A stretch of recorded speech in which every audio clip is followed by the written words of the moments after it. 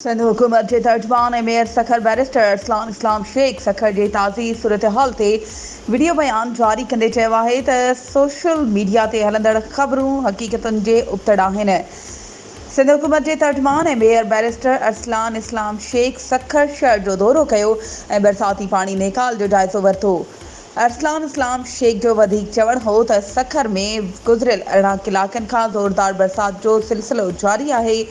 शहर जे 95% इलाइक़नि मां मुकमल पाणी निकाल ऐं साफ़ करे छॾियो आहे। सखर शहर जा 5% इलाइक़नि में कमु जारी आहे। आवाम खे सहूलियतूं फ़राहम करण लाइ सिंध हुकूमत जी हिदायतुनि ते ज़िले इंतज़ामिया ऐं SMC जो स्टाफ ऐं ऑफिसर कम में मसरूफ़ आहिनि।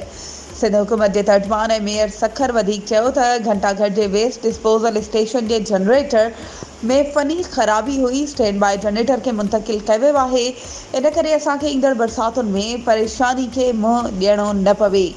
सोशल मीडिया ते फज़ूल ख़र्च करण जी प्रोपेगेंडा कई पई वञे जंहिंमें का बि सदाकत नाहे। शहरनि खे बलदियाती सहूलियतूं ॾियण ज़िमेवारी में शामिल आहे। सिंध हुकूमत जा वज़ीर ऐं चूंडियल नुमाइंदा अवाम वधीक ख़बरुनि ऐं अपडेट्स जे लाइ असांजे चैनल खे सब्सक्राइब कयो ऐं हा बेल आइकन खे प्रेस करणु न विसारिजो त जीअं असांजी हर नई अचण वारी वीडियो तव्हां ताईं पहुची